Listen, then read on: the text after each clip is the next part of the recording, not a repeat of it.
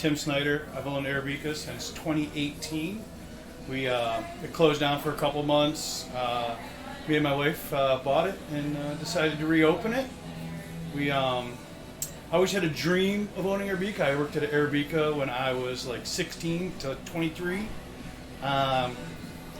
Worked really hard. We'd travel, go places, and we'd be like, how do we do this? We'd stop in a coffee shop here, stop in a coffee shop. I love coffee. It's a passion. How do you make it happen? Turns out I live right in Willoughby. I'm like 1 minute from here. This place closed. I knew the landlord of the building. He actually reached out to me. And he was like, hey, would you be interested in purchasing Arabica? Mind blown. I'm like, I don't know. Let me check it out. I was an iron worker. Figured it out. Sunk my life savings into it, man. So it's everything. It's a passion. It's an everyday grind. Right on. It's pretty wild times, right? I mean, everyone kind of lived that life. So right before COVID, in 2020, they did a major road project out here in Willoughby. So they dug up all of Euclid Avenue, as a lot of you all know. Business already ground to a halt. No traffic, no customers. Quite a challenge to get through. And then COVID hit. Thank goodness, because then they sped up the road project. There was less people on the road. Yeah, so there's a blessing in everything, right? It's finally getting done, man. So we did that. And then, it got rough. I had to lay my whole staff off. I was afraid to close. I said it was my dream, and I sunk everything into it. So I just went to work, man. I went to work every day, 10, 12, 14 hours, 7 days a week. Limited our hours, but we were blessed by such great people, customers that just supported me every day. I probably saw the same 125 to 150 people, not every day, but it was the same ones I continually saw that didn't want to see me not succeed. Never knew what it was like to be part of a community until I felt that. It wasn't it was a feeling. It wasn't seeing it I felt it, and I still feel it to today. It's an amazing thought ability. But positives. Our business grew like crazy during COVID. Unlike a lot of people, this area, again, supported during the rough times. People bought retail coffee, sold a ton of it. People came in and worked, so they were working from home. People got bored sitting at home, so they come in, bust out a laptop. It's a welcoming place. We did all the safety stuff. We made sure people were as safe as we could, with at the same time being able to have fun and giving things life. We lacked so much of that when everything was so sanitized, right? Like life, not just product. Life was so sanitized. And I think we gave it a little bit of life. We gave it character. We gave it ambiance, which people lacked by not leaving their home. So our business grew, and I can't say anything better than that. Right on. We had to do some stuff. We're kind of landlocked in our location currently. So it was hard to do like delivery or curbside service or whatever those things were. I've got a great staff, man. I'm surrounded by some really amazing people, and they kept everything super clean. We did everything customer centric. It was great. The biggest challenge coming out of COVID really, and it's still going on today, is the cost of everything. Yeah. More so during that time, it was getting it. Could you get product? And I'm kind of maniacal, and I was like, we're getting it. So whatever I had to do, I got it, whether it was driving 2 hours to get it myself, whether it was using the evil empire and Amazon, you do what you have to do. Challenge. And then, living today, the cost, which everyone's going through at home, you see it in your day-to-day life. Right. Mine's times 10. I could tell you a bill went from $400 a month to now we're $700 a month. Right.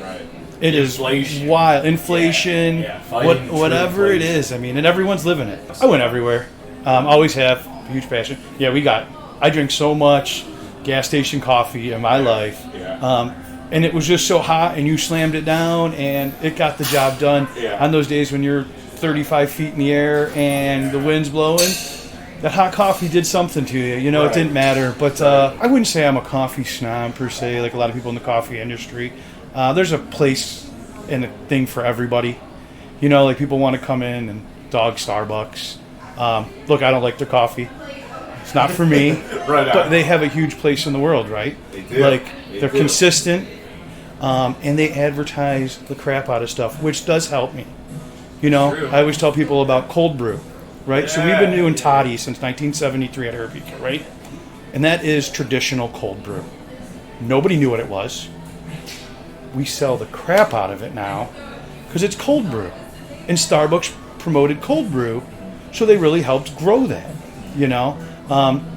You could be driving down the highway and you see a Starbucks and you know what you're going to get. Whereas if you drop off at a gas station, you don't know what you're going to get, man. Sometimes they don't swap those filters, Yeah, man. I'm right? just saying. Like, how long has that coffee been there? Yeah. They Yeah, do, dude. you know, so like I'm not there dogging on them, but it's been so cool to see the regrowth of independent coffee chains. I've been around, right? So I said I worked in the 90s at Arabica, and I watched Arabica die. I watched it try to grow and die out to Starbucks. And Starbucks ruined independent coffee for years. And within the last 5 to 7 years, what a growth potential, though. You see them pop up everywhere. Yeah. Most of my days off, I go and support at least one because I want to see everyone thrive. Yeah. We could be a community in ourselves, and I think it's really cool. A coffee community. Yeah, man. Talk about goals and dreams. If we Yeah. talk about that, that's Yeah, instead of being competitors. right. Grow off each other, man. Yeah. Supporting Yeah. different things that we've learned is about like we're not against each other, man. Let's do this together. Let's whatever it is. Like let's grow together. Two of the biggest changes though I've seen in coffee is iced coffee is the thing. Back then it was not. Yeah. Like I mean every person iced, it doesn't matter, it's the middle of winter, it could be 30 degrees outside. Iced coffee. Mind blown. Especially not to make myself sound old or be a boomer here, but like young people Yeah. iced coffee. Yeah. It's like crazy. So, and then talked about when I was a kid, we all hung out in coffee shops. I worked at Right. one. We hung out. It was our home. It was our family. That's what I love, and I want to bring back. And that's what we talk about doing the open mic nights and doing Right. art stuff and doing poetry. And Right. these are all dreams of mine to bring back because that's how we did it as kids. Talk to each other. How to Right. disagree with each other, but be able to get through it. A very like organic way, you know, like when the backdrop is a coffee shop. 100%. There are ways you act in a coffee shop that are not how you act in a bar. Well, you hope. Right. You hope there are. You hope Yeah, there's. yeah, we're a hope. People know Right. know where they're at. Know Right. about your surroundings. Yeah, Right. for sure. We do our kitchen all night. We do breakfast and lunch, soup all day from open to close. But we also have the bakery, pastries, cakes. We do a little bit of everything. Sometimes it's a little overwhelming even. But one of the coolest things is that we do breakfast all day. A lot of That's places cool. don't, and That is awesome. we sell a bunch of egg sandwiches late at night. So Yes. we don't do any of the delivery services or the third-party sites. I don't know how a lot of small businesses do, to be honest. They take such a percentage from you, and I'm not trying to dog on them. And Yeah. I know a ton of people that use them. I don't know how you do it. I don't know. We have such slim profit margins sometimes on certain items that it's this industry's not for that. Yeah. So no, there's no DoorDash, Uber Eats. Takes away the personal side too, right? We're just transactioning then. There's something like that in the world, Sometimes you do want to get that coffee, that sandwich, and you got to go. You got to get to work. You got a life, Right. Our best sellers are always our breakfast sandwiches. But we have some really great paninis. We do like a turkey chipotle. Sells a lot. And they're light enough and heavy enough where it sells all year long. But we do soup, and even in the summer. We might not sell a ton. Obviously that sells way more come this time of the year. Right. And we have really these baked potatoes that are loaded and they're massive. They're underrated, man. They're very underrated. So if you ever come in, you want to try something different, get one. But don't be surprised if we don't have them, right? Because they either sell crazy or we don't sell any. But definitely like a cool winter time, this time of the year thing. And coming up, we're going to be doing some other food menu items. Coming up, we're going to bring back some avocado toast. We're going to do some hot ham and cheese. We're probably going to bring back some hummus. And we're hoping to roll out a veggie burger coming up soon as I get my act together. No one to blame but this guy. It's all right, man. Are there any? On the food side, we don't have a ton of vegan options. So, the potato, we could always do that way, sans butter or whatever. we do carry Sweet Geeks products here. So they're a vegan and gluten-free bakery right in downtown Willoughby with us. So we carry crispy cakes, a cupcake, bun cake, or whatever seasonal item they have. So they're all gluten and vegan, the whole bakery is. So they have really cool stuff. So partnered with them in the last 4 or 5 months. Yeah, PJ, I just chatted up with this guy, and he I said, what are you looking for? And I said, I just want something of a storefront, just something different. Came up with this design. He drew it out. He's just a local Willoughby guy. It's actually right now we don't have that many left. They're only $10 right now because we're trying to run through to get some new springtime merch together. Stickers are free. It's secret. Oh, shh. So if I see you come in and you're working on a laptop and you got stickers on it, I'm going to approach your table, toss you a sticker. If you have a cup or a bottle that has stickers on it, I'm going to come over, toss you a sticker. Hey, it's all about spreading my love for my store, but I love to see them and then see them other places. Yeah. It's cool when you go somewhere and you check your cup. It's very fulfilling as a business owner. They are all, everything's a little bit different, I just go everything off cost. Oh, right. And I just, again, it's all about branding and giving that little bit, like when you are at home, that love, right? That love that you have for my store and I have for you. So hopefully, I don't want you to think about my face when you're at home drinking that coffee, but just think about the experience and how you feel when you come in. Right. And hopefully that's how we're going to treat you, and it's just like family at home. Right on. Last thing, any goals though? 2023. I have big aspirations in life in general, and I really want to empower people, right? I want everyone to have the opportunity that I've gotten through chance, right? My goal is to own 10 of these. This isn't going to happen this year, right? But I want to take those 10, I want to make half of them become employee-owned. I want to give them to somebody who then has a chance to see their dreams come through.